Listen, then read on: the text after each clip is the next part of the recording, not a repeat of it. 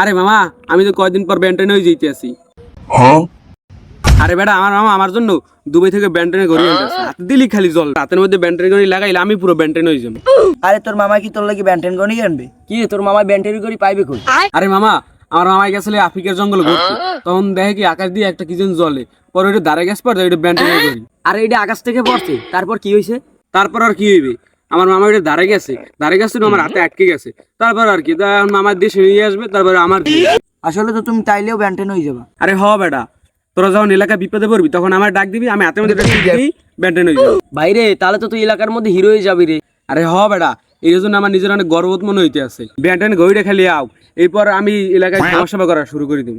মামা ব্যান্টনের করে আইলে আমাকে একটু দিস, আমরা একটু তোর সাথে সমাজসেবা করা শুরু করে দিব অনেক। আরে কে আমার কি পাগলে কামরা, তো দামি করি তোকে দিব, তোরা টিপে টিপে নষ্ট করে ফেলাবি। তোর লাগে এইবেল পোল্ট্রি লইলি, আমার লাগে কি তোর লাগে এইবেল সম্পর্ক?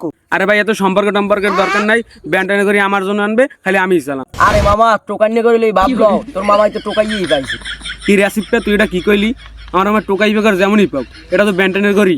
আরে ওইসে হর, আমরা দোকান থেকে আরো বড় করে আনবো, তোর ব্যান্টনের গড়ি লাগবে না। তাহলে যে হ্যান্ড বই রিস্ক যাই কেন যা সর, সামনে সর, মাথা মাথা গরম করিস নি, সর। বাবু ব্যান্টনের গড়ি লাগবে না, সাবদিন চল আমার ঘরে একটা দামি ঘড়ি আছে, ওইটা বেচছিয়া দুইজনে সুপারম্যানের জামা কিনবো নে, চল।